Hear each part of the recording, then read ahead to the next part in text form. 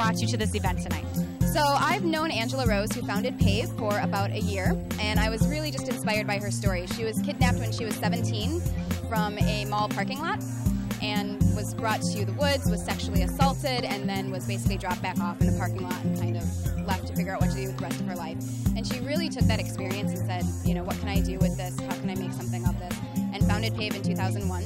And it's, like I said, it's promoting awareness, victim empowerment. So it's all about breaking the silence that surrounds sexual assault. It's empowering victims to speak out, about changing the language that surrounds sexual assault. You know, how do we speak to victims? How do we help them? Tell us about the mission of your organization. So like I said, PAVE is all about shattering the silence that surrounds sexual assault. So there's a lot of shame, there's a lot of blame when it comes to treating the victims of sexual assault, whether it's how friends and family members treat them, whether it's how courts treat them, whether it's how media treats them.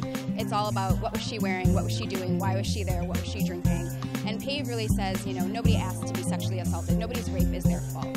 So how do we change the language around that? How do we empower victims to speak out? Because we know that rape is one of the most underreported crimes in America, and because of underreporting, because of the shame that surrounds it, only 6% of rapists will ever actually spend time in jail.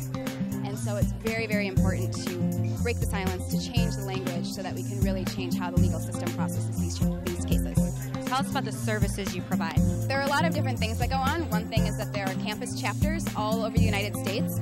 So women and men on campus are really empowered to change what happens on a campus level. Then there's a lot of advocacy that goes on, really reaching out to victims, really empowering them to tell their stories, empowering them to take what happened to them and use it to empower themselves. Let's talk about how you've seen your organization make a difference in these lives.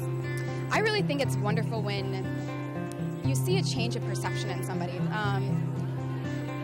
When you see how the media treats something, and when it's what were you wearing, what were you doing, and when you can see a victim start to understand, this is not my fault, I didn't ask for this, I didn't want this to be brought into my life, and there's nothing that I could have done that justifies this being done to me, and that really helps them make the transition. So you make the transition from being a victim to being a survivor.